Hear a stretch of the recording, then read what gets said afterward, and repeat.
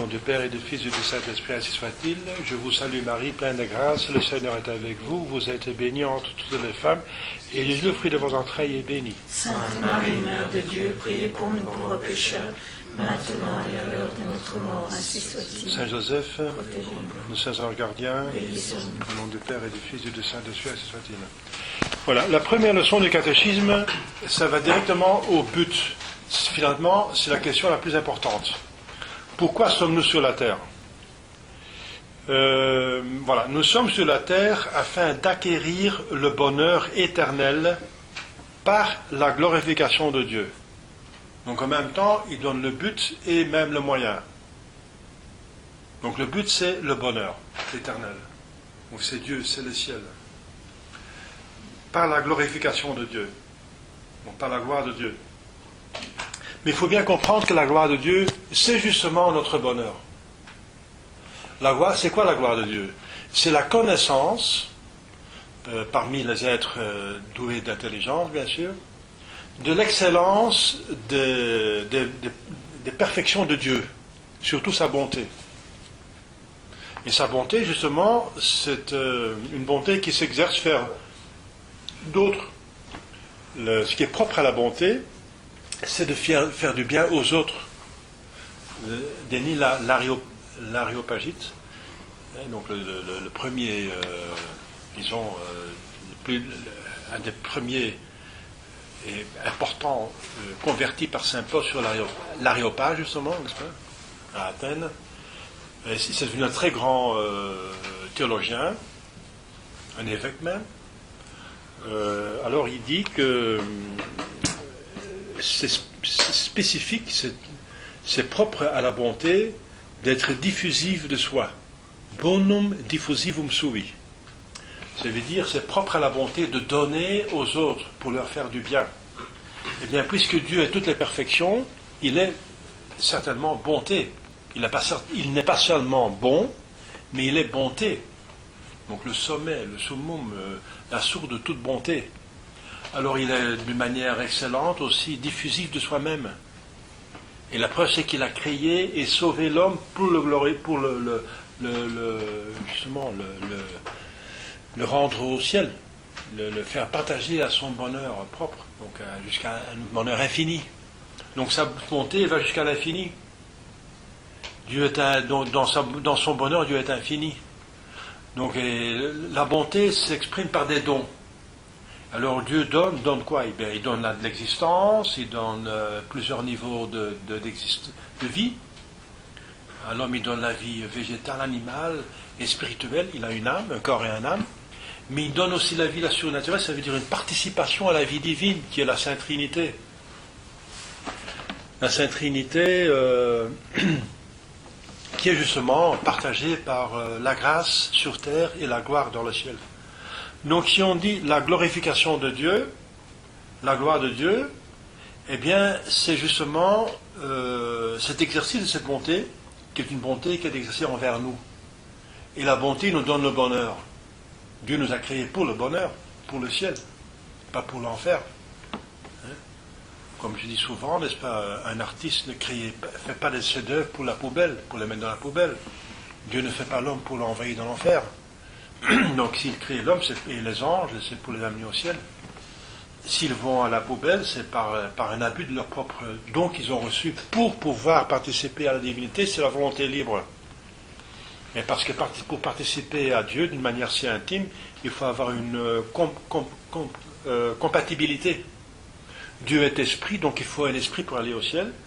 Donc seulement les hommes et les anges peuvent aller au ciel, qui ont un esprit. Et l'esprit, ça suppose justement une intelligence, volonté libre et mémoire, qui est une image de la Sainte Trinité. Le Père, le Fils, le Saint-Esprit, donc la vie spirituelle, la vie de Dieu qui est esprit d'une manière imminente, parce qu'il ne peut pas être matière, il est esprit, parce que la matière est limitée à encore des limites, des 4 dimensions, Dieu n'a pas de dimension, parce qu'il est illimité, donc il est forcément esprit. Saint Paul dit dans le premier chapitre romain que tout le monde peut savoir que Dieu existe, qui est esprit, par infinité. Eh bien, un esprit, Dieu est intelligence et volonté, il exerce son intelligence et volonté. C'est la vie de Dieu. La vie de l'esprit, c'est justement exercer ses puissances, ses pensées et vouloir, et faire des choses. Eh bien, Dieu fait tout ça d'une manière imminente. Il pense, et c'est le Père qui engendre le Fils, c'est l'intelligence qui engendre des idées, et il les exprime parce qu'une idée non exprimée est encore frustrée, et dans Dieu il n'y a pas de frustration, donc il exprime cette idée, et c'est le Fils, et c'est infini, donc le Fils est Dieu autant que le Père, puisqu'il est infini, n'est-ce pas, c'est le Verbe. Le Verbe est Dieu. Au début, il y avait le Verbe est avec Dieu, le Verbe était Dieu. Voilà. Au début, il y avait ça, ça veut dire en dehors du temps. En Dieu, c'était toujours comme ça. Et Dieu a une volonté, parce que c'est une perfection, une volonté, donc il exerce cette volonté, et elle n'est pas frustrée non plus, donc c'est un acte d'amour qu'il souffle avec le Père, avec le Fils, ça veut dire qu'il aime la bonté qui est encore Dieu, le Fils, et c'est le Saint-Esprit. Et on va participer à cela. Donc, nous sommes créés pour cela. C'est ça le but. Donc, c'est une bonté énorme, une bonté qui va jusqu'à l'infini. Ça veut dire jusqu'à ce que Dieu nous donne un don de quelque chose d'infini, et c'est soi-même. Seul lui-même est infini, et puisqu'il veut donner un don infini parce que son amour est infini, eh bien, il nous fait forcément, il est libre de le faire, mais il le fait, par bonté, nous participer à sa divinité, à sa vie divine. Et c'est ça le ciel. Le ciel, c'est participer à la vie intime de Dieu. Et c'est pour ça qu'il fallait révéler ça, parce que la vie intime de Dieu, c'est inconnaissable pour un être inférieur, comme un chien ne peut pas connaître un homme. Quand un chien regarde un homme, il le comprend pour autant qu'il est animal comme lui. Quand on bouge, on va se promener, il est avec lui, ça il comprend, n'est-ce pas, jouer avec le ballon, ça il comprend, parce que c'est animal, c'est sensible, voilà. Mais si on commence à faire les mathématiques, à proclamer la littérature, alors il est perdu, hein. Parce qu'au niveau plutôt spirituel, ça c'est le niveau humain, donc là il est perdu. Eh bien c'est la même chose que Dieu, n'est-ce pas, envers nous. Nous on comprend Dieu pour autant qu'il nous ressemble, et c'est le contraire, nous ressemblons à Dieu, donc on comprend parce que nous avons une âme, intelligence, mémoire, volonté, on comprend un petit peu, mais en soi il nous dépasse infiniment. C'est pour ça que la Sainte Trinité, on la comprend pour autant qu'on voit un petit peu l'image de Dieu en nous, c'est notre âme, mais elle nous dépasse parce qu'elle est infinie. Voilà, elle est infinie. Comment est-ce que trois personnes peuvent être un seul Dieu, voilà. Et justement, cet acte, le Fils, c'est infini. Tout ce qui est infini nous dépasse. Mais nous sommes créés pour cela. Parce que Dieu a un bonheur infini, eh bien le don est infini, et il nous le donne. Il nous donne l'existence pour justement participer à sa bonté, parce que la bonté est diffusive. C'est pour ça que nous sommes sur terre.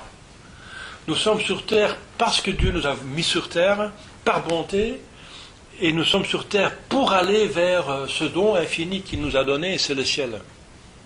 C'est ça le but, il n'y en a pas d'autre. Tout le reste, c'est rien, c'est du stercora, dit Saint Paul. Par rapport à Jésus, tout le reste c'est stercora, c'est le fumier. Hein. Tous les perles, les richesses, l'argent, tout ce que le monde nous propose de merveilleux, tout ce que les gens...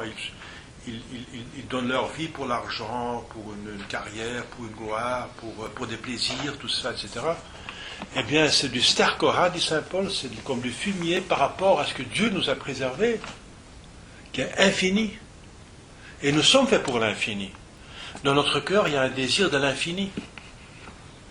Le cœur de l'homme n'est pas satisfait, il y a une inquiétude aussi longtemps qu'il n'a pas comblé par un bonheur total pour toujours. Et c'est la preuve, quelque part c'est la preuve téléologique, ça veut dire du but, le but qui est la tendance qui est en nous, n'est-ce pas, le vouloir, ce désir, n'est-ce pas, c'est un désir naturel, et le désir naturel, dit saint Thomas, ne peut pas être frustré en soi, n'est-ce pas? Donc on est fait pour un bonheur, même de nature, l'homme est fait pour Dieu, pour le connaître, et la connaissance philosophique naturelle de Dieu, c'est un bonheur sur terre, dit saint Thomas. Mais nous sommes faits pour beaucoup plus, pour une participation vraiment intime. C'est ça le ciel. C'est Dieu qui se communique. C'est la vision béatifique. C'est dans notre âme. Ça nous être donné. Et ça commence par la grâce sur terre. Eh bien, c'est pour ça que nous sommes. Nous sommes sur cette terre afin donc d'acquérir, donc il faut l'acquérir, parce que c'est pas comme ça automatique, il faut l'acquérir, parce que puisque c'est un don d'intimité, donc c'est une relation d'amour entre Dieu et ses créatures. Donc il faut, la spécificité de l'amour, c'est que c'est volontaire. Donc il faut une volonté libre qui dit oui. Dans un mariage aussi, il faut un oui spécifique. S'il n'y a pas de oui, il n'y a pas de mariage. Donc c'est une amitié, donc c'est spirituel, n'est-ce pas? L'amour a des lois, n'est-ce pas?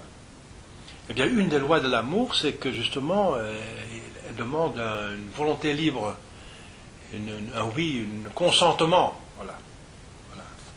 Et le consentement, c'est fait par la volonté libre.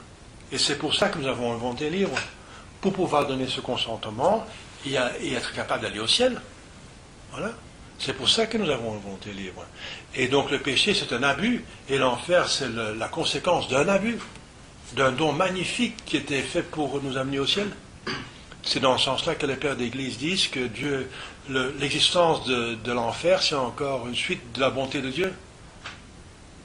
Parce que Dieu est tellement bon de nous donner l'existence et de nous destiner au ciel, qu'il y a tellement une intimité que c'est un amour intime, n'est-ce pas, d'un esprit avec un esprit, et qui se fait par penser à la même chose, par union.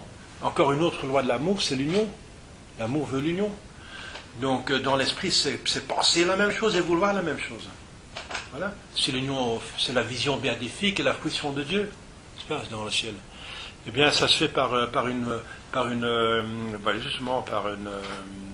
consentement libre. Dieu librement nous a choisis, nous a destinés au ciel, et nous librement nous devons dire oui, et c'est un amour de retour. Et alors l'amour se fait, parce qu'une autre loi de l'amour, l'amour a plusieurs lois, c'est qu'elle ne peut pas venir d'un seul côté. L'initiative vient d'un côté, mais elle finit par venir des deux côtés, sinon elle meurt. C'est encore une loi de l'amour. L'amour dans Dieu vient du Père, qui engendre le Fils, et le Fils et le Père s'aiment, et ça souffle le Saint-Esprit, ça vient de deux personnes. Le Saint-Esprit, qui est l'amour par excellence, vient de deux personnes, du Père et du Fils. Filioque. C'est condamné par l'Église si on dit que le Saint-Esprit vient seulement du Père, comme disent les orthodoxes schismatiques, hérétiques. Donc le Saint-Esprit vient de deux personnes. L'amour vient de deux personnes. L'initiative s'est faite par une personne, mais ça doit être répondu, sinon elle meurt. Eh bien, Dieu prend l'initiative de nous aimer, n'est-ce pas? De nous créer, de nous aimer, de nous donner des dons, naturels et surnaturels. Mais il faut une réponse. Et s'il y a la réponse, voilà, alors l'amour est constitué, et voilà, alors c'est ça le ciel. Alors on est dans le ciel. Et voilà, c'est ça. Nous sommes ici sur terre. Nous avons entre 0 et, enfin, plus que 0, quelques jours, parce qu'on a entre quelques jours et 120 ans, à peu près. Hein. De temps, ça dépend de votre vie, sinon vous serez tous 120 ans, enfin, mais dans l'état de grâce, bien sûr, et, pour accueillir le plus, à condition que vous passez vos jours à vous sanctifier, hein, pas pour augmenter les péchés, mais les mérites plutôt. Voilà, donc dans ce sens, vous voyez. Nous sommes ici sur terre pour justement ça, pour dire le oui de retour. C'est ça. Dieu nous a créés, il propose un amour incroyable, participation à sa divinité, il demande un retour, oui, un oui de notre côté. Mais le oui, ça doit être un oui vraiment vrai. Vrai. L'amour est quelque chose de sérieux, n'est-ce pas? De bloody serious, on dit en anglais. Bloody serious, hein, sérieux comme du sang. Ça veut dire le sang, ça signifie la vie, on donne sa vie. Donc sa vie, ça veut dire qu'on dit oui, mais un oui qui est prouvé. Et c'est quoi la preuve? Eh bien, la preuve, c'est le sacrifice. Le preuve de l'amour, c'est le sacrifice. Ça veut dire que ça coûte quelque chose. Parce que le propre de l'amour, c'est de vouloir le bien de l'autre et de partager un bien-être. Ensuite, on veut le bien de l'autre. Et ensuite, il y a encore, on veut le bien de l'autre et on fait le bien de l'autre, même si ça nous coûte à nous-mêmes. C'est l'amour de sacrifice. Donc la preuve la plus haute preuve de l'amour, c'est le sacrifice. Oui, et c'est pour ça que Jésus nous a amenés jusqu'à la mort sur la croix, c'est un amour incroyable, infini. Oui, nous sommes sur terre pour ça. Donc les années que nous avons, c'est pour dire oui à Dieu et le prouver par le sacrifice. Et Adam et Ève, le sacrifice était très facile, Dieu n'était pas très exigeant, il demandait juste de s'abstenir de manger du fruit de connaissance du bien et du mal. Je me réserve de dire ce qui est bien et du mal, de définir ce qui est bien et mal. Parce que le bien, c'est le Saint-Esprit, et voilà, et entre le Saint-Esprit, il n'y a rien, parce que Dieu est tout. Et je me réserve ça. Et voilà, c'était tout ce que l'homme devait sacrifier, parce que pour tout le reste, il avait la jouissance de toutes les créatures possibles, et même la jouissance de Dieu qui était à la fin de l'épreuve. S'il avait bien suivi cette épreuve, il aurait reçu le ciel. Hein. Voilà. Et le péché, c'est justement de ne pas de dire non. L'horreur du péché, c'est horrible. C'est le refus de quelque chose d'un bonheur infini. Et en dehors de Dieu, il n'y a rien puisque Dieu est tout. Il est tout. Alors, nous sommes sur terre pour cela, vous voyez. Donc, vous voyez, on peut développer ça parce que c'est une question fondamentale. C'est la question la plus importante de toutes les questions qu'on peut avoir sur terre. C'est pourquoi nous sommes ici. Est-ce que c'est pour jouir? Maintenant, on dit c'est pour jouir. Profitez de la vie, n'est-ce pas? Vous ne vivez qu'une seule fois. Oui, si vous faites comme ça, vous vivez une seule fois. Après, c'est la mort. L'enfer, c'est la mort. Hein. Si vous dites, oui, mais justement, vous avez une autre vie, une vie surnaturelle, mais pour ça, vous êtes ici pour mériter. Dans le Moyen-Âge, tout le monde savait, on est ici pour mériter. Avec la révolution, avec les satanisés, quoi. Les enfants des ténèbres qui s'appellent les Lumières, les philosophes de Lumière, n'est-ce pas? La Révolution, les protestants, ça commence avec l'humanisme, les Renaissances, les protestants, la Révolution, les philosophes, la lumière c'est Lucifer, hein, c'est lui qui porte la lumière des mensonges. Hein. C'est une fausse lumière. Et ensuite, c'est pire, on est arrivé jusqu'au l'athéisme, le communisme, et maintenant on s'attaque à la nature elle-même. Donc donc on est ici sur terre pour acquérir le bonheur éternel par la glorification de Dieu. Donc accepter cette invitation de Dieu. Jésus nous invite. Il dit convertissez-vous parce que le règne de Dieu est proche. L'Église, oui. Et l'Église, c'est un ascenseur oui, qui, ici sur terre, vous élève jusqu'au ciel. C'est un ascenseur, entrez dans l'ascenseur. Hein? Donc il faut faire l'effort de l'ascenseur, mais c'est la grâce qui vous élève. C'est Dieu qui vous unit à lui-même. Hein? Donc Dieu vous invite, Jésus vous invite, les prophètes vous invitent. Dieu lui-même a invité Adam et Ève. Dieu directement. Ils avaient un commerce avec Dieu. Directement, eh bien il nous invite tout le temps, n'est-ce pas? Tout le temps il nous appelle. Et c'est pour ça que nous sommes sur terre. Alors c'est très important parce que les gens ne savent plus. Les temps modernes disent qu'on est ici pour profiter, pour jouir. Mais c'est jouir de nature, au niveau naturel. Mais encore c'est une nature déchue par le péché originel avec des concupiscences pécamineuses. Donc si on se laisse aller, déjà se laisser aller dans la nature, c'est déjà mauvais parce que ça veut dire un refus de la surnature. Mais même si on ne pêche pas contre les autres commandements de Dieu, ça va perdurer longtemps, puisqu'on est fait pour jouir. Et on veut jouir, puisqu'on a la concupiscence, jouir d'une manière exagérée, pas raisonnable. Et alors on commence vraiment à tomber dans le péché. C'est pour ça que c'est quoi le succès de la franc-maçonnerie qui sont les enfants du diable, n'est-ce pas? L'adversaire de Dieu. Le succès, c'est ce qui fait appel à ce qui est en tout le monde. Tout le monde a une nature humaine, bien sûr, mais aussi une nature déchue. Et tout le monde a cette triple concupiscence, n'est-ce pas? Concupiscence de la chair, du monde et de l'esprit. Eh bien, le monde en tant que la structure des hommes qui organisent le péché, sous l'inspiration du diable, vous propose la satisfaction de ces trois concupiscences. Donc tout le monde est appelé, ça fait appel, ça appelle, tout le monde se sent concerné par ça.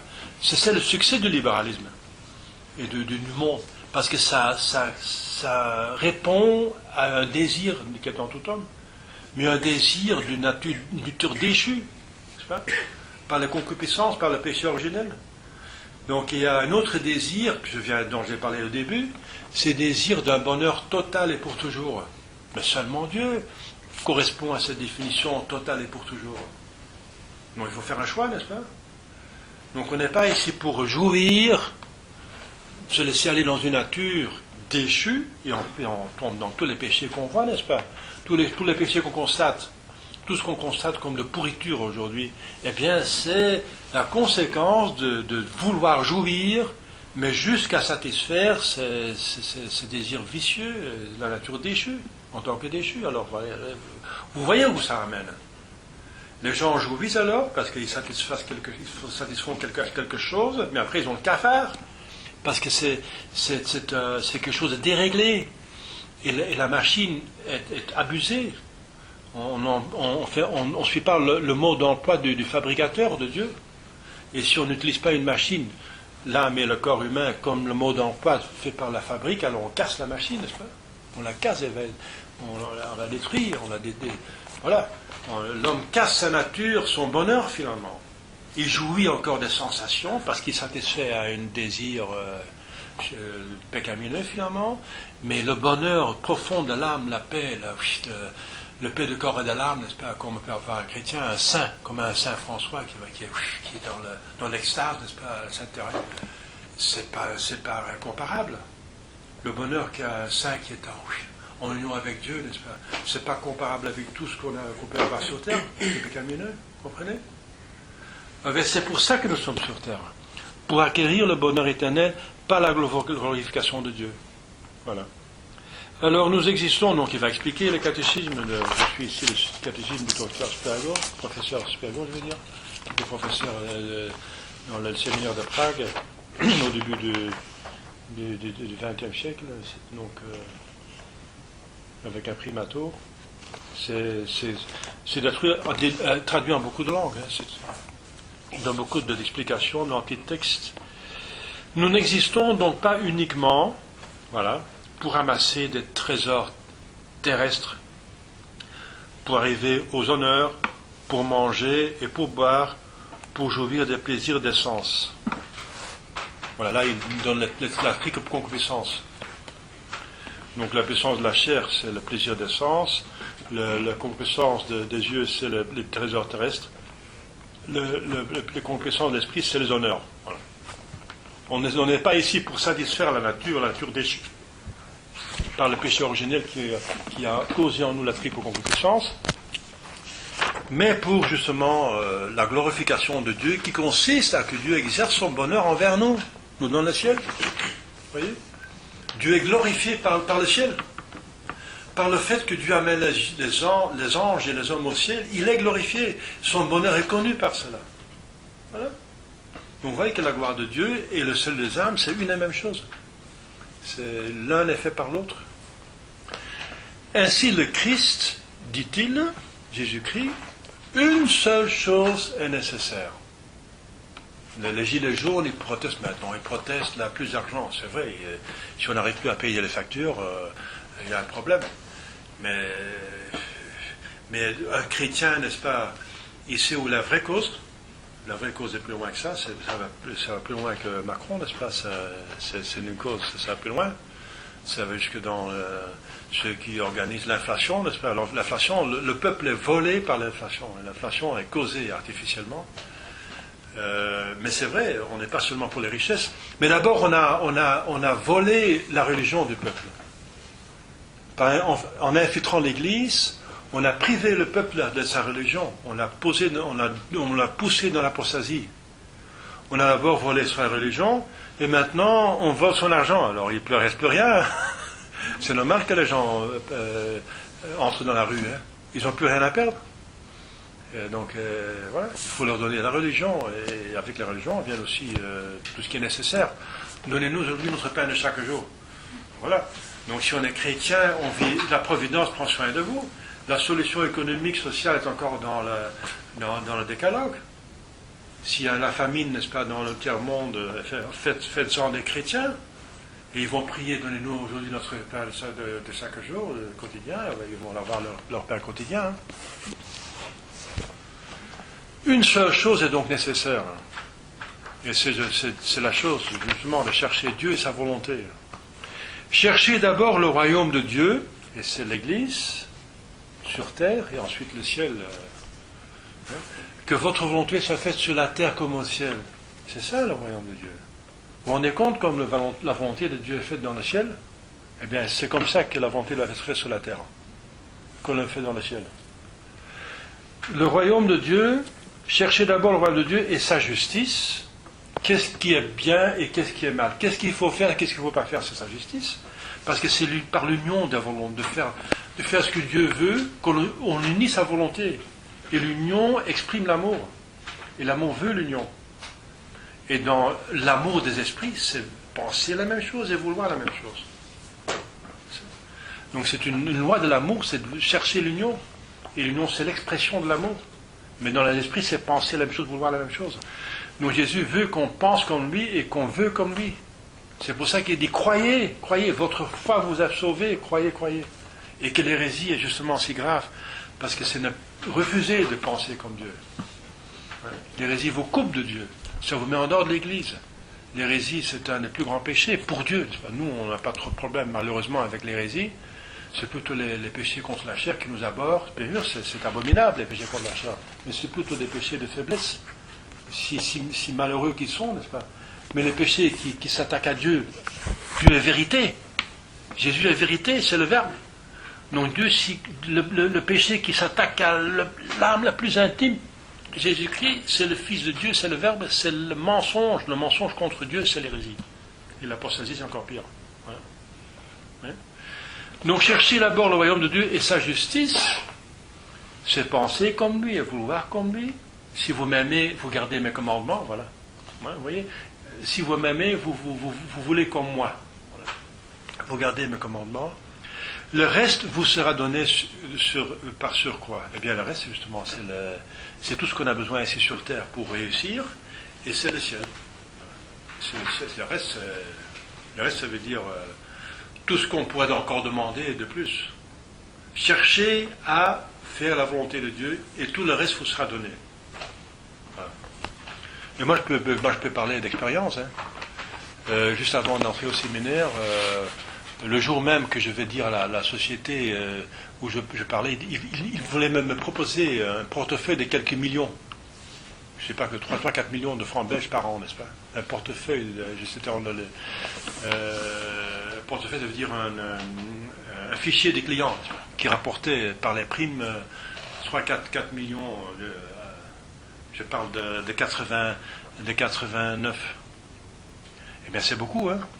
Eh bien, c'était juste le moment où j'allais leur dire que j'allais quitter pour aller au séminaire.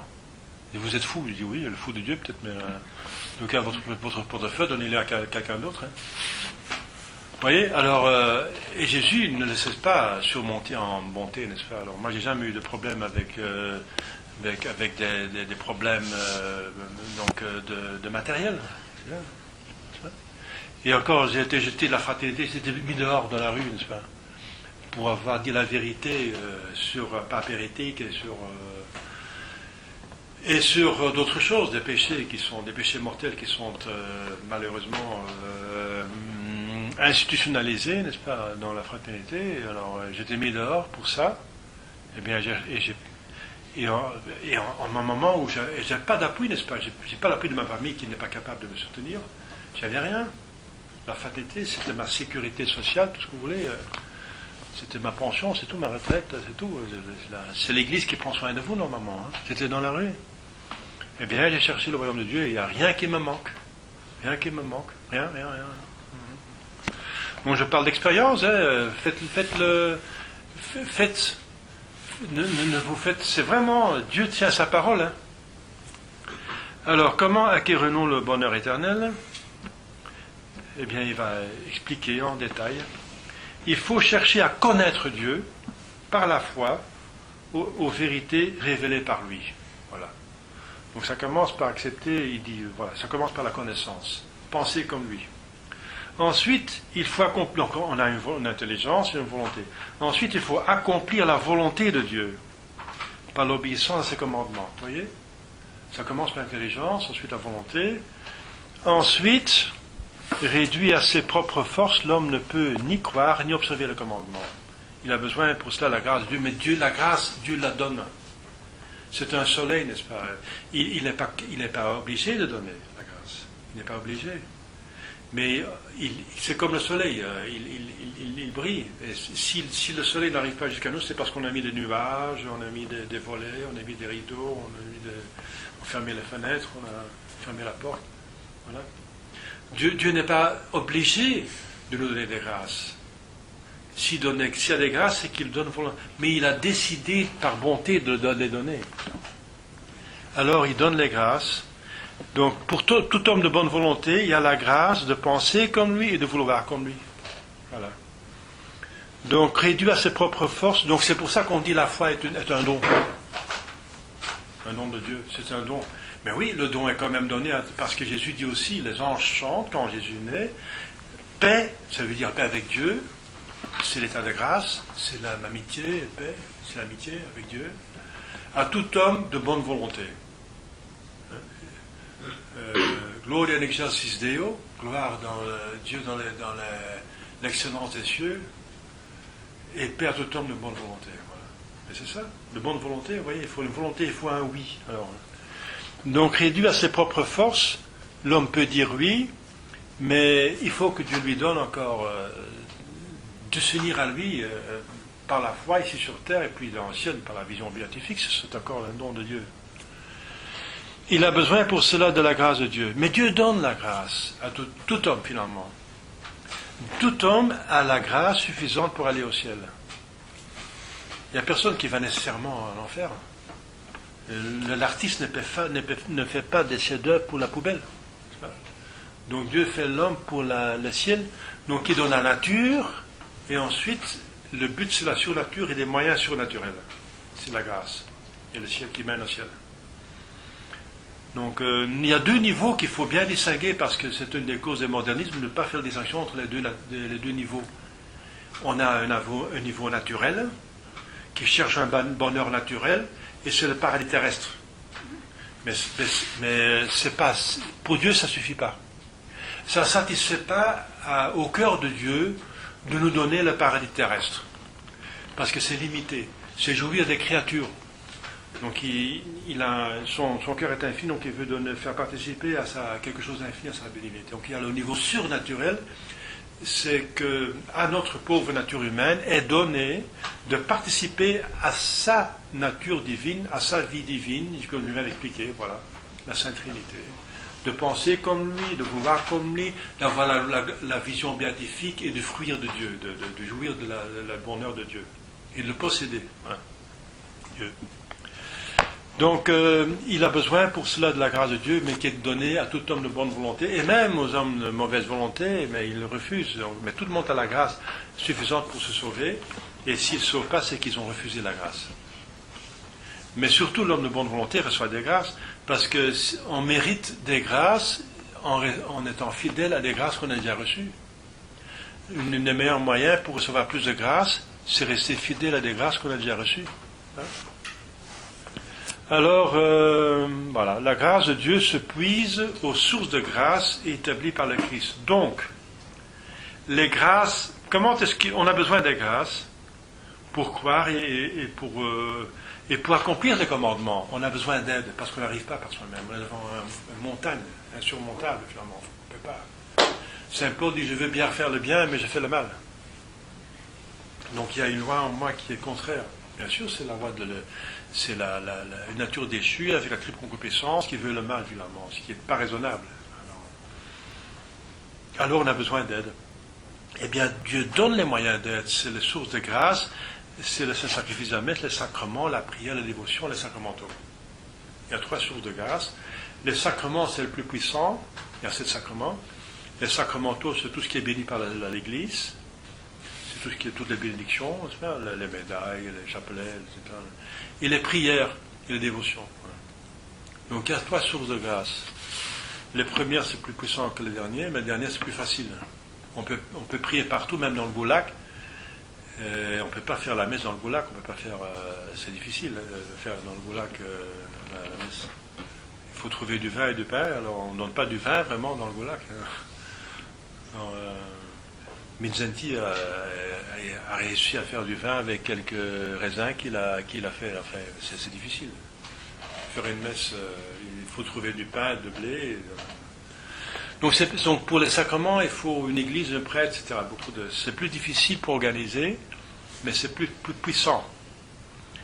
Mais la prière, c'est moins puissant, mais c'est encore efficace. En tout cas, l'avantage de la prière, c'est qu'on peut le faire partout, même dans le goulag.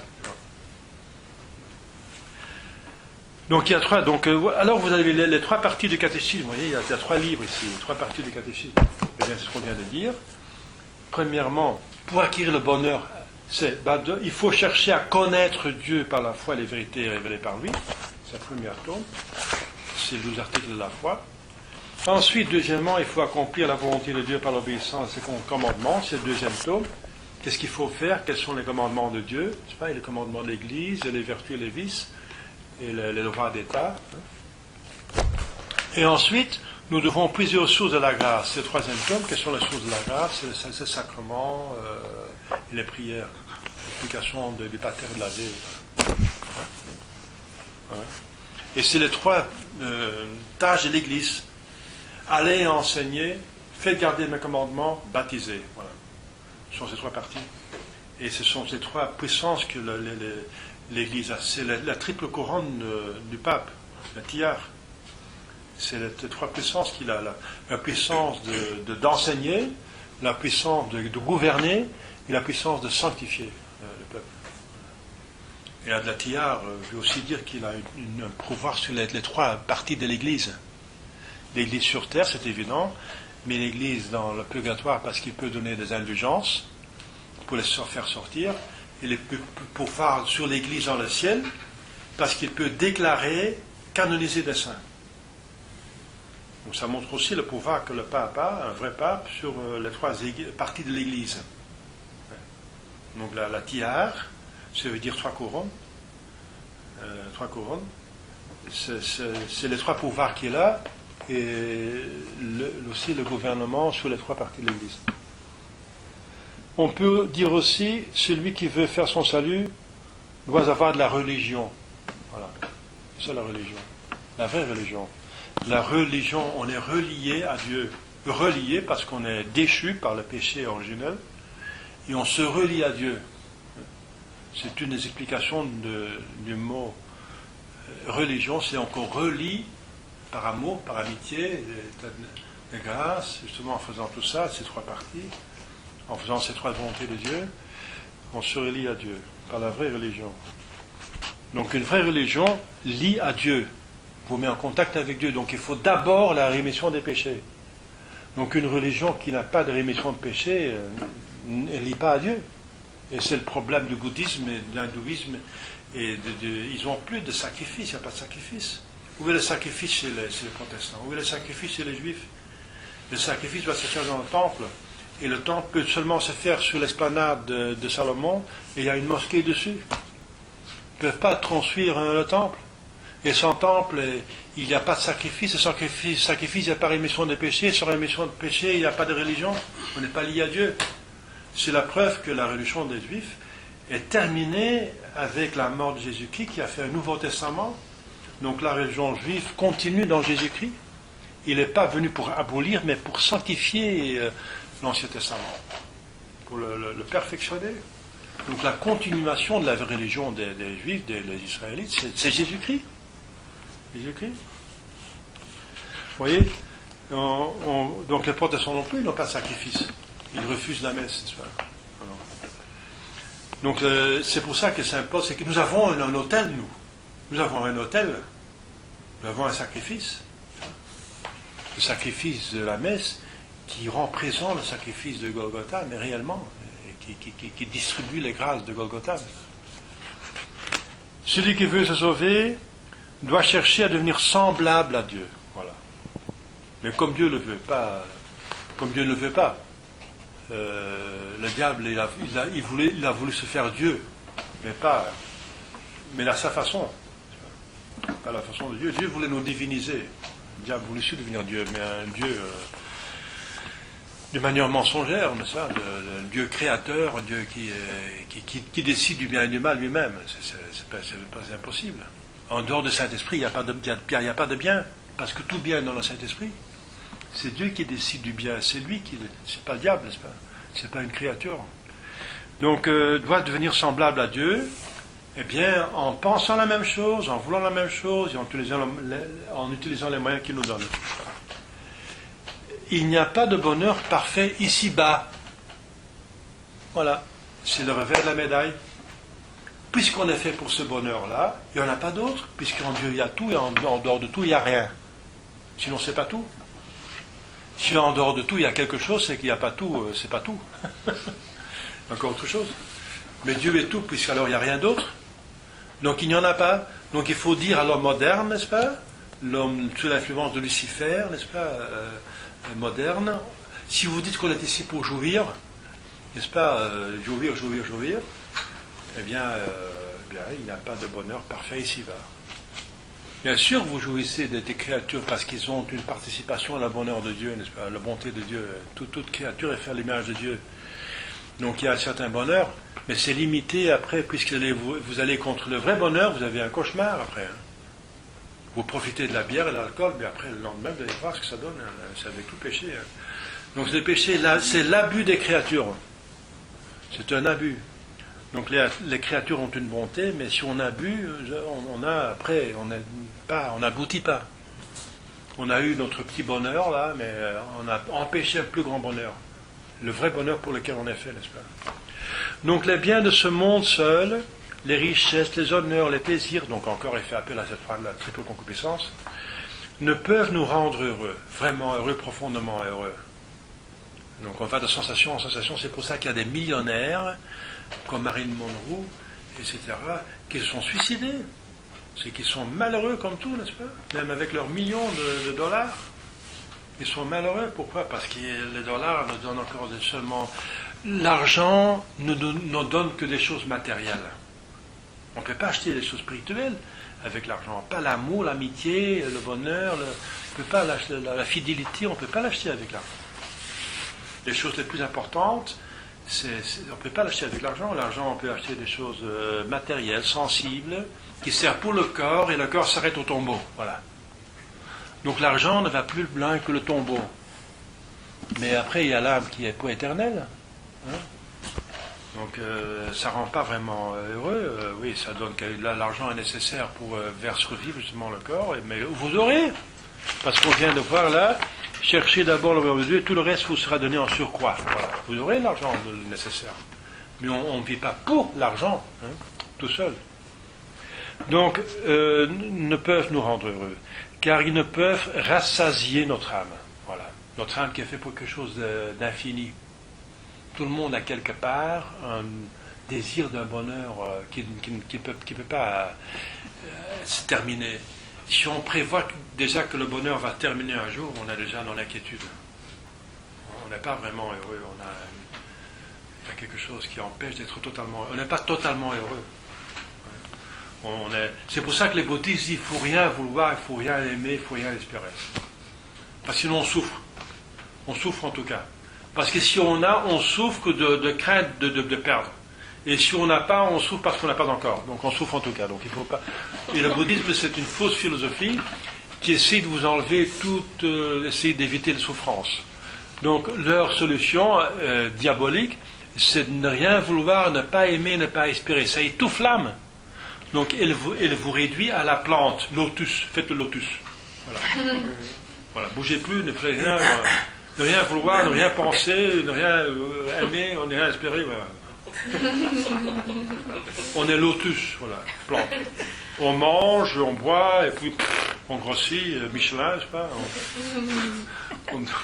On reçoit des trucs, parce que Bouddha, je sais pas, c'était pas vraiment l'exemple de Weight Watcher, là. Donc on est au niveau végétal. C'est réduire pas l'homme à l'animal, mais à la plante. C'est faire la plante. Et c'est diabolique, n'est-ce pas? C'est pas une solution. On ne peut pas humilier l'homme plus que le réduire à la plante, mais on peut l'humilier au minéral. C'est le suicide, n'est-ce pas? Le réduire au minéral. Eh bien, les satanistes vont jusqu'au mal. Le but des groupes satanistes, c'est de faire un suicide collectif sensationnel. C'est réduire l'homme à le minéral.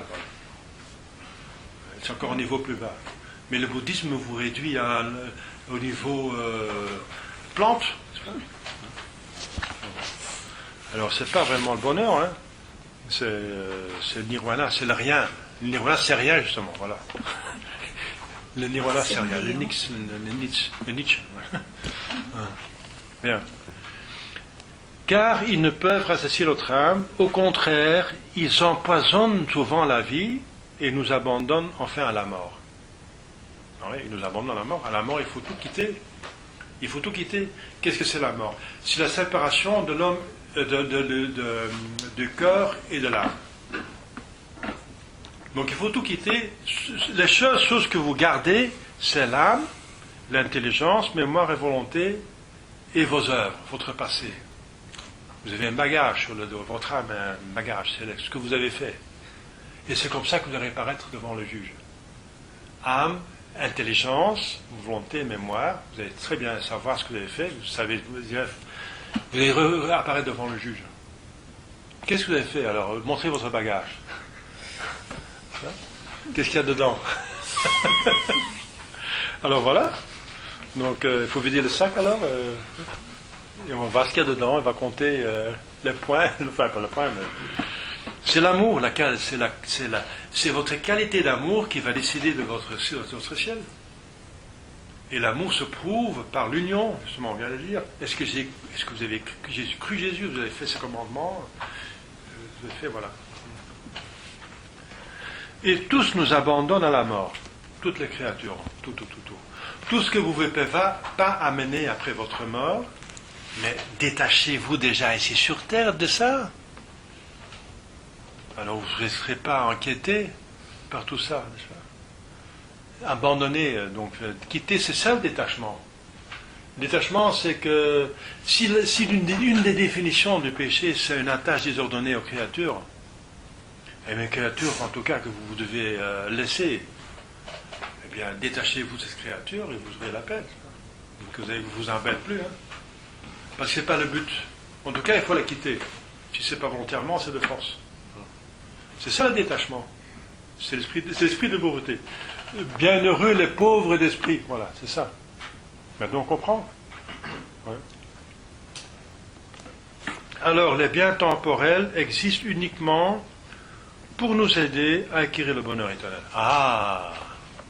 Donc, autant que pour autant que ça m'aide, je mange, autant que pour autant que j'ai besoin des forces pour rester en vie. Il faut avoir plusieurs choses, plusieurs minéraux, vitamines, protéines, graisses, etc. Donc il faut plusieurs choses. Mais pour garder votre corps en bonne santé, pour pouvoir bien faire votre devoir d'État, etc. Et pour aller au ciel. Vous voyez? Donc tout ce qui n'est pas Dieu sert pour aller à Dieu. C'est simple. Il n'y a que Dieu et les créatures. Tout ce qui n'est pas Dieu est créature, ce qui n'est pas créature, c'est Dieu. Ou bien c'est rien. Ça n'existe pas. C'est pure fantaisie. Mais ça, on ne tient pas compte de rien. Alors, donc on tient compte de deux choses, Dieu et les créatures. Eh bien, Dieu, c'est le but, les créatures sont les moyens. C'est clair, hein? C'est simple. La complication vient de l'homme qui veut prendre le moyen comme un but. C'est ça le péché mortel, c'est prendre la créature comme un but. Et n'oublier le but, c'est Dieu. C'est ça.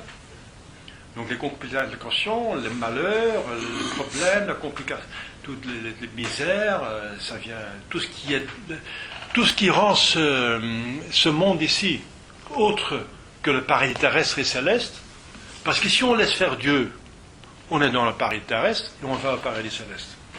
Tout le reste vient du péché. C'est dans la misère, n'est-ce pas, qu'il y a les gilets jaunes qui protestent pour avoir plus d'argent de Macron, ça vient des péchés. Hein. Voilà. Donc pourquoi compliquer la chose? Nous nous compliquons nous-mêmes, nous sommes la cause de notre propre malheur. Parce que Dieu vient que du bonheur. De Dieu vient que du bonheur. Alors l'évangile de Jésus-Christ est seul capable de nous rendre partiellement heureux déjà en ce monde, car quiconque suit cette doctrine trouvera le contentement intérieur. Si vous voulez absolument être heureux dans ce monde, eh bien soyez chrétien. Parce qu'encore, pouvoir jouir des choses, c'est un don de Dieu, dit l'Écriture sainte. Donc le peu de choses qu'on a, si on a beaucoup, la jouissance intérieure vient seulement avec une bonne conscience, qu'on en use pour le bien. Ça donne un bien-être, un bonheur dans l'âme. Voilà. Et c'est ça qui... le bonheur sur terre, c'est la paix. Qu'on jouisse des choses en paix, qu'on a un bien-être, une paix intérieure, Pax Christi, tu vois. Et qu'on sait qu'on est en ordre avec le grand chef, hein, le souverain de l'univers, et qu'on va vers le ciel, et que sur terre, on peut jouir des bonnes choses, n'est-ce pas? Si sa nourriture vous plaît, remerciez le bon Dieu. Hein. Si vous jouissez des choses de ce monde, il y a des bonnes choses, parce qu'il y a encore des séquelles du paradis terrestre. Et pas tout est détruit. C'est encore des séquelles, fondamentalement, c'est bien tout ce qui est créé, parce que Dieu a créé, et tout ce que Dieu fait, c'est bon, il voyait que c'était bon. La création est fondamentalement bonne. Et s'il y a des problèmes avec la création, ça vient par le péché. Mais il reste des bonnes choses. Hein? Alors, on peut jouir de ces bonnes choses, mais avec remerciement, action de grâce, et ça donne un bonheur. Mais c'est par rapport au ciel, c'est quand même limité. Hein. Et il ne faut pas que le bonheur soit tellement qu'on oublie l'éternité, qu'on va se plonger dans la créature pour oublier le Créateur. Ce n'est pas le but. Celui qui suit la doctrine de Jésus-Christ sera persécuté. Mais ces persécutions ne pourront pas lui nuire. Voilà, encore vient la croix, le problème, le sacrifice. Donc c'est ça, c'est évident, notre problème quotidien, c'est la croix de tous les jours, la croix quotidienne. Mais si on aime, ça devient insupportable. Lisez 1 Corinthiens 13. L'amour supporte tout. Voilà.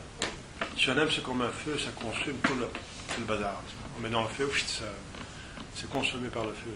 Si on aime, c'est supportable, ça passe. Si on n'aime pas, c'est lourd, ça pèse. Si on aime le bon Dieu, on supporte. Et justement, et ça va jusqu'à la persécution, jusqu'au martyre. On vient d'avoir la fête de Saint-André. Saint-André avait la possibilité de s'enfuir de la prison.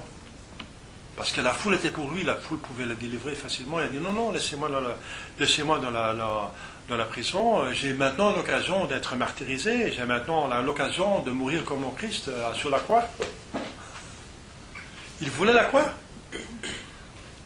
Parce qu'il a compris ce que ça donne, n'est-ce pas, la souffrance par amour de Dieu. Ouais. La souffrance par amour de Dieu, c'est une bonté. Ce sont les grands saints, ceux qui ont tout compris, n'est-ce pas, qui ont demandé les souffrances. Si Jésus apparaît à Saint Jean de la Croix, il n'a pas volé son nom, n'est-ce pas? Jésus lui demande, qu'est-ce que vous voulez comme récompense de tous vos travaux? Et Saint Thomas, il répond, vous, Dieu. Il demande le but. Saint Jean ne demande pas le but, mais il demande le moyen. Il dit pouvoir souffrir et être calomnié et être humilié pour vous, pour amour de vous, votre nom. Il est mort dans le rejet, il a été abandonné, dans les circonstances épouvantables, Saint Jean de la Croix est mort. Mais quel saint, n'est-ce pas, quel bonheur dans le ciel. Eh bien, il a... Moi, je ne vous dis pas qu'il faut demander les croix, hein, parce que il faut commencer par supporter la croix que vous avez déjà tous les jours. Ça, c'est déjà très bien. La Sainte Vierge te dit, commencez par accepter la croix. Ne traînez pas la croix, portez-la. Ça veut dire accepter. Padre Pio donnait comme un des premiers conseils de spiritualité pour ses enfants, ses fils de direction spirituelle, portez votre croix. Ne la traînez pas. Non. Acceptez la souffrance. Parce qu'une croix acceptée devient légère. Jésus l'a dit, approchez-vous de moi, et vous qui êtes peinés, parce que mon joug est doux. Mon joug est doux à porter. Il faut l'accepter. La croix acceptée a plusieurs propriétés. La croix acceptée devient par l'acceptation plus légère. Ensuite, elle empêche d'autres croix. Il y a un proverbe chez nous en flamand qui dit « Veuillez donner la place d'honneur à la croix de Jésus-Christ, et par cette croix, toutes les autres croix vont être chassées de votre maison, de votre demeure. » Si on accepte la croix que Dieu vous envoie, toutes les autres croix, parce qu'on n'est pas tenté au-dessus de ses forces. Les anges prennent soin que les autres croix sont arrangées, n'est-ce pas? Il y a les anges qui s'en occupent. Comme pour Adam et Ève, n'est-ce pas, qui étaient protégés par les anges gardiens pour pas avoir des accidents, etc. Donc,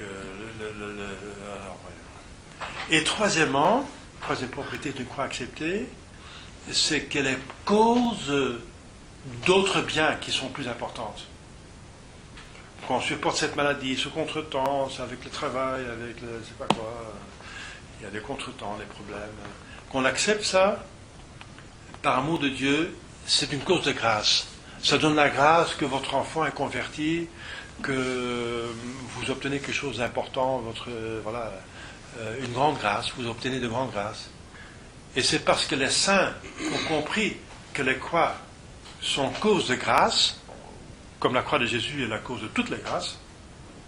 Si nous on porte notre croix avec celle de Jésus, on obtient des grâces. Eh bien voilà, et c'est parce qu'ils ont compris ça. Ils ne sont pas des masochistes. Hein. Les grands saints ne sont pas des masochistes, au contraire. Ils cherchent le bonheur du ciel, un bien-être extraordinaire. Ils cherchent un bien-être extraordinaire. Et ils l'ont dans le ciel. Ils ne sont pas des masochistes, au contraire. C'est un calcul saint, un saint calcul. Jésus dit amasser les trésors, mais dans le ciel, où les trésors ne seront pas corrompus par des voleurs et par les vers. Donc pensez à vos âmes. On est fait pour notre bonheur, mais c'est Dieu. Alors voilà. Donc la croix acceptée, c'est une cause de plus grand bien. Et c'est parce que les saints ont bien compris ça, Padre Pio, Vincent de la Croix, etc., Saint-André, etc., qu'eux, ils sont capables même de demander encore de croix supplémentaires. Et nous, on est contents, la Sainte Vierge est contente, n'est-ce pas, si on porte la croix que Dieu nous envoie chaque jour. C'est déjà bien, hein. Ne demandez pas des croix qui vont vous écraser. Hein. Si vous êtes encore des petits bébés, apportez la croix, soyez humbles, n'est-ce pas, commencez d'abord à porter la croix qui est envoyée tous les jours. Et si vous la portez bien, alors, vous allez plus loin éventuellement, mais voilà. C'est déjà beaucoup de porter la croix quotidienne. D'accord? Mais vous comprenez, c'est les grands saints qui nous montrent le chemin. N'est-ce pas? Donc, accepter la croix, les contretemps, n'est-ce pas, par amour de Dieu, c'est un poison qui a changé en médicament. Parce que ça fait mal, hein? La croix, ça fait mal. C'est toujours quelque chose qui manque à la nature. C'est une maladie, c'est un travail qu'on n'a pas, un problème avec le locataire, je ne sais pas quoi, avec le truc, enfin, avec des voisins. Ça peut être des mille choses, n'est-ce pas? 1000 choses. Ça vous expliquer pourquoi que tout le monde a sa croix. Chaque maison a sa croix, n'est-ce pas? Tout le monde a ses problèmes. Et voilà, donc... et si on accepte, voilà, c'est une source, c'est très... Donc elle devient plus légère si c'est accepté. Deuxièmement, elle empêche d'autres croix. Et troisièmement, elle est source de plus grand bien. De plus grand bien. Parce que Dieu permet la mort toujours en vue d'un plus grand bien. Voilà. Cependant, le Christ ajoute, celui qui écoute et pratique mes paroles est comparable à un homme prudent qui bâtit sa maison sur un rocher. Et pas sur le sable. Quand il y a une tempête qui arrive, la maison sur le sable, elle s'en va. Hein. On a vu les tempêtes en Amérique, il y a des bâtiments qui sont des... Alors, justement, ils font beaucoup de maisons en bois, les Américains. Ils sont le cow-boy est du genre dans leur sang. Hein. Le cow-boyisme, c'est dans leur sang. Hein. Alors, ils font des blocs-huttes, n'est-ce pas, des trucs machin. Beaucoup de constructions en Amérique, c'est en bois, n'est-ce pas. Comme on voit dans les films de cow-boy, n'est-ce pas. Mais c'est vrai, c'est toujours comme ça. Hein. Alors, avec la tempête, ça s'envole. Hein.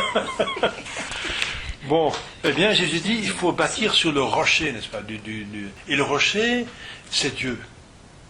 C'est celui qui ne bouge pas. sur la parole de Dieu, sur les promesses de Dieu, sur ce que Dieu veut, sur Dieu même. Donc comptons sur Dieu, et pas sur nous-mêmes, pas sur les assurances, pas sur les politiciens, pas sur je sais pas quoi, votre avocat, votre truc, machin, votre notaire, votre banquier, celui qui fait les investissements, le gourou de la bourse, n'est-ce pas? Faut pas compter sur eux. Hein. Compter sur le bon Dieu, n'est-ce pas? Le bonheur parfait n'est pas possible ici-bas. Le bonheur parfait, parce qu'il est réservé pour le ciel. Ici, nous sommes dans une épreuve. C'est passager. Nous sommes pour passer un examen. Nous sommes dans une gare. Il faut prendre un train, n'est-ce pas? Nous sommes dans un. Il ne faut pas louper le train. Il ne faut pas le manquer. Donc on est dans une situation passagère. Aristote a prouvé scientifiquement que l'âme est spirituelle, qu'elle existe, et qu'elle est spirituelle et qu'elle est immortelle.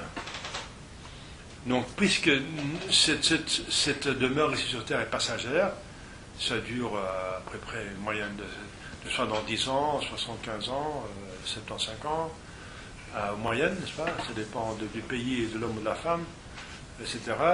En moyenne. Mais ça veut dire que ça s'arrête. Donc, cette situation, cette vie sur Terre s'arrête au tombeau.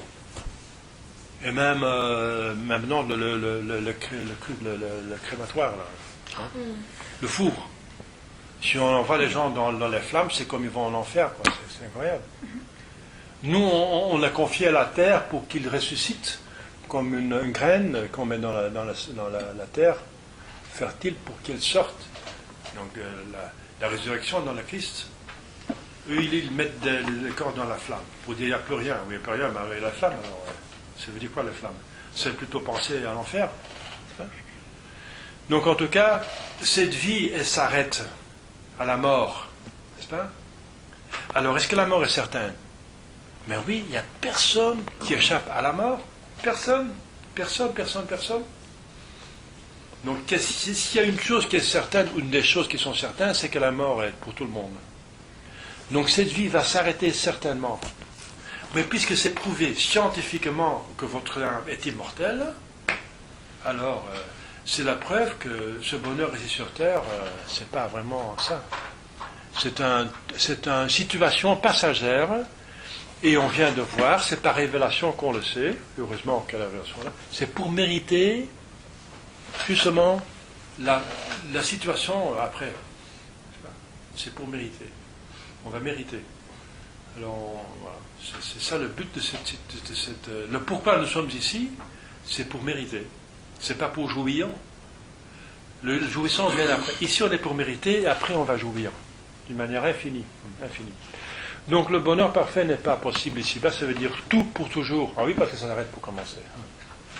Comment est-ce que le bonheur est parfait quand on sait déjà que ça va s'arrêter? Voilà. C'est ça le problème. Et c'est jamais parfait. Hein. Vous faites un voyage à Alicante, en Espagne, je sais pas, voilà, à cause vous êtes volé, n'est-ce pas? Votre voiture est volée. Dans l'hôtel, il y a des saletés dans le robinet, n'est-ce pas? Vous avez bu, vous avez des virus, vous venez même malade. On peut avoir des contretemps, n'est-ce pas? Il n'y a pas de garantie que dans les vacances, il y a des gens qui toute l'année vivent pour les vacances. Ils font que faire le planning des vacances. Et une fois que les vacances sont là, alors il peut y avoir des contretemps. Hein. Ah oui. Alors c'est quand même misérable, ça. C'est quand même vraiment. L'homme n'est pas fait pour ça, n'est-ce pas? C'est indigne. Alors, le bonheur parfait n'est pas possible ici-bas. Il y a toujours quelque chose. Voilà. Il y a toujours quelqu'un qui vous embête. Sartre disait l'enfer, c'est les autres. Ben oui, mais lui-même aussi, hein, c'est lui qui cause l'enfer aussi. Hein, c'est parce que pour le saint, les autres, c'est pas l'enfer. Les autres, ce sont les autres qu'il faut aimer, c'est l'image de Dieu. En plus, si on est embêté par les autres, c'est un moyen pour se sanctifier. Voilà. C'est un moyen pour aller au ciel. C'est un bonheur. le bonheur parfait n'est pas possible ici-bas, car personne ne peut absolument échapper aux souffrances. Il y a toujours la croix. Et si on essaie d'échapper à la croix, on attrape une autre qui peut vous écraser. Là, oui. La prochaine fois, on parlera de la croix. Est-ce qu'il y a des questions?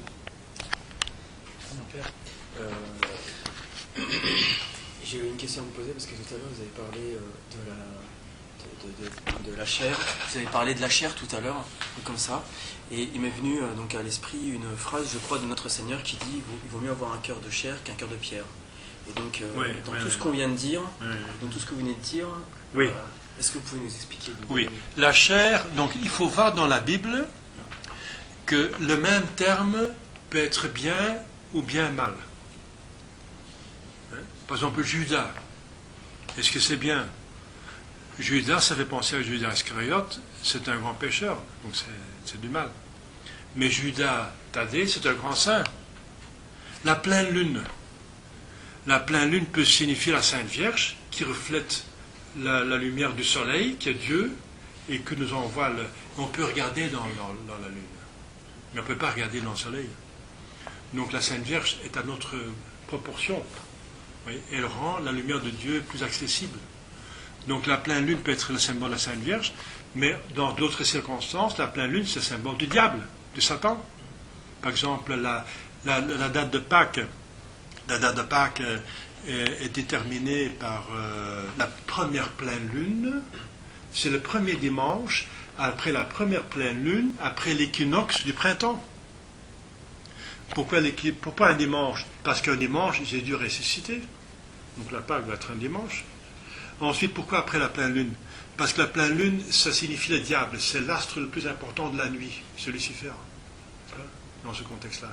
Et après la pleine lune, il commence à diminuer. Donc le diable commence à diminuer. Le diable est diminué par la résurrection, par la victoire de Jésus. Et après l'équinoxe du printemps, parce qu'après l'équinoxe du printemps, le 21 mars, ou le 23 mars, les jours commencent à être plus importants que les nuits, plus longs que les nuits. Donc encore Dieu, le jour, la lumière, le remporte sur les ténèbres. Voilà. Vous voyez? Donc la pleine lune peut, dans ces circonstances, elle est belle comme la lune, n'est-ce pas? Eh bien, donc ça peut signifier la Sainte Vierge. Dans d'autres circonstances, le diable. Et la chair aussi, dans certaines circonstances, ça peut désigner le corps humain qui est porteur du péché originel, parce que le péché originel vient du corps. L'âme est créée par Dieu. L'âme est impec, comme on dit en français. Elle est pure. Il n'y a pas de péché. Le pec, ça vient de pécaminer, de pécame. Donc, elle est impec, elle est sans macule, c'est immaculé, l'âme. Mais elle attrape la maladie, le péché originel, en être infusé dans un corps qui remonte via vos parents, Adam et Ève, qui ont causé le péché originel. Donc le péché originel vient du corps, est transmis par le corps, et donc la triple concupiscence est dans le corps. C'est pour ça que ce sont la chair, les œuvres de la chair, ça veut dire le corps en tant que porteur du péché originel, quoi, de la triple concupiscence. Mais d'autre part, la chair dans le bon sens, c'est le cœur, c'est le symbole de l'amour, le cœur qui est de la chair. Donc il ne faut pas avoir un cœur de pierre, mais un cœur de chair. Donc ça veut dire qu'il ne faut pas être sans amour envers le prochain, envers Dieu, mais avec l'amour. Ça désigne le cœur, c'est de la chair, et le cœur désigne l'amour. Vous voyez? Donc ça dépend des contextes. Vous voyez, l'Écriture sainte emploie les mêmes termes, parfois pour quelque chose de bien et parfois pour quelque chose de mal. Ça dépend du contexte. Voilà. Autre question? Deuxième question, je pense. Voilà, à la prochaine fois. Gracias.